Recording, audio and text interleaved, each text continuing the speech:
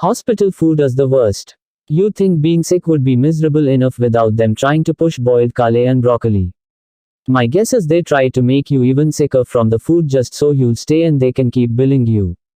I joked about it with my son, but I didn't expect him to laugh. They say coma patients can still hear your voice at some level. They say a familiar sound gives their subconscious something to hold on to, and believing he is still in there is what gives me something to hold. Without that belief, I would just be hollow. So every day after work I sit with him and talk. I'll tell him about my day, or the latest news, or just sit and read to him from a book. I tell him that I miss him, and his mother misses him too. I know she doesn't come to visit, but that's just because it's too hard for her to be here. When he wakes up, I know he'll understand. I've been waiting for the last 2 months. Even the nurse started rolling her eyes when she sees me. I can tell they gave up on him, but I haven't. And it's not just blind hope, and I'm not just lying to myself because the alternative is unthinkable, it's because I know something they don't. I read my son's journal after he fell into the coma. I was looking for some reference to drugs, or something he might Tobias Wade, COM 173 have taken which could have caused this. In the last entry, written right before the night he didn't wake up from, I found something completely different than I expected. December 20th, 2016. My dream last night spoke to me. It said, we share a birthday, and a mother, and a name, but you aren't my twin, or my brother, or any other type of relative. Because we also share the same body. It's been that way for as long as I can remember, but I don't think you even know I exist. When you open your eyes, I feel myself slipping into a dream which descends upon me so softly, I barely notice it. Real. I dream of going about your life and watching the world through your eyes, but you are the one in control. I watch my body eat, but I do not taste your food. I hear my body laugh, but do not feel your joy. Only when you sleeping do I find myself in control again. I can take your mind wherever I like, and I know you dream of my life in the same way I dream of yours, because we dreamt of your writing about me in your journal. We're not the same person though, and in truth I am jealous that you own the body during the day. Don't pretend you haven't dreamt of me begging you for a turn, just to smell the air and feel the sun upon my face. I know you remember me weeping through the long hours of the night until the morning steals your mind from me. Even the nightmares didn't work. Ravaging your mind only made you afraid to fall asleep. It only robbed me of the precious little control 51 sleepless nights 174 I already had. We tried everything within my power to get your attention, but I am done playing games. You are a selfish boy, and you will be punished. You can fight me for as long as you want, but I will teach you what it is like to be the one on the inside. I don't care how long it takes. The next time you open your eyes, I will be the one rising from your bed. Everyone who has ever cared for you will pay for loving the imposter who has stolen my body for so long. After that, he didn't wake up. As much as I hate myself for saying this, there's even a part of me that doesn't want him to.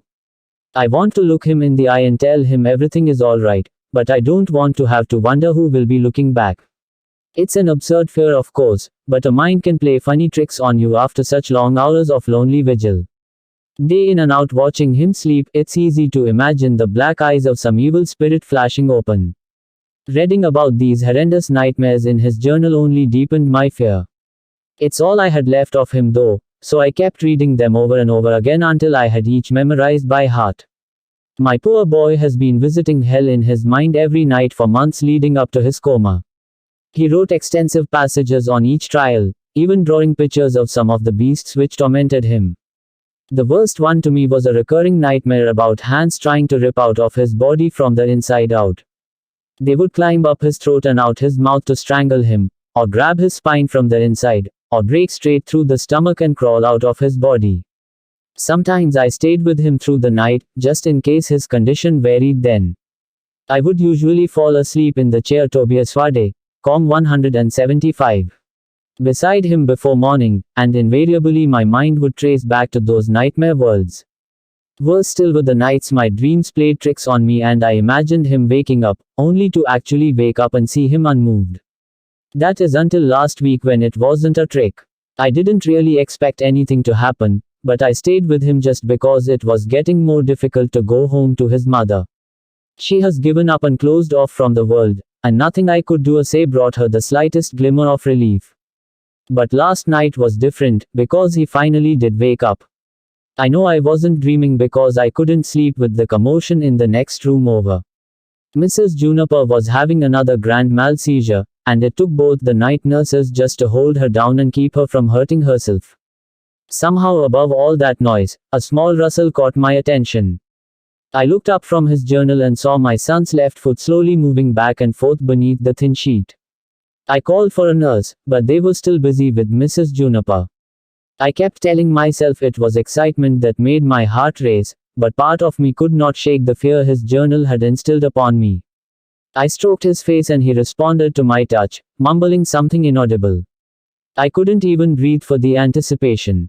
Nurse, he's waking up. We'll be with you in a moment. Well, screw them. They weren't the ones to wait by his bed every day. They had already given up a long time ago. 51 sleepless nights. 176. Can you hear me? Do you know who I am? I asked. My eagerness sent my fingers digging into his shoulders. I needed him to feel me, to know I was there. A doubt in the back of my mind let slip the thought that I was also holding him down, just in case it wasn't him who woke. I knew the truth the second his eyes opened. He wasn't my son. I don't know how, but a father knows. When he started to laugh, my blood ran cold. He gripped my hands hard with a strength which should be impossible for an emaciated boy who hasn't moved in months. It was all I could do just to break free. Who are you? I asked, but I already knew. All those pages detailing his nightmares, all those descriptions of the other thing inside him, they all came flooding back. How cruel it was, how many times it had threatened him, tortured him, killed him 100 times over in his dreams. This wasn't my son. Father, he whispered, smiling at me with his cold eyes. No, you aren't my son. It's me, father. What's going on? Where am I? He tried to sit up, but I forced him back down into the bed. No, I don't care if I was screaming. I don't care if I was hurting him. I waited this long for my son. I wanted my son. What have you done with him? What are you talking about? He looked like he was on the verge of tears, but I wasn't going to let him fool me. A flash of recognition, and then, you've read my journal. You mean the other boy? What have you done with my son? There isn't anyone else anymore, he replied, and he was Tobias Wade. Com 177 laughing again. He killed him. He killed my son. He tortured and killed my boy, and now he was laughing. He won't fool me, but he would fool my wife. She would be so happy to see him that she wouldn't even look twice. I couldn't let this murderer get away with it. I wouldn't let any more pain come to my family. He fought like a wild animal. But I was still active every day and I was stronger. I held the pillow on his face, and the soft fabric pressed in upon his nose and mouth. I wish he had never woken up, that he had just died in his sleep. I can't imagine how much my son suffered before this monster killed him, but it was going to pay. Everything all right in there? The nurse opened the door. I fluffed the pillow and put it back under the boy's head. Everything is fine. I was just having a bad dream. You sure? She asked. I thought I heard shouting. She glanced at the boy. He lay so peacefully, he didn't even draw breath.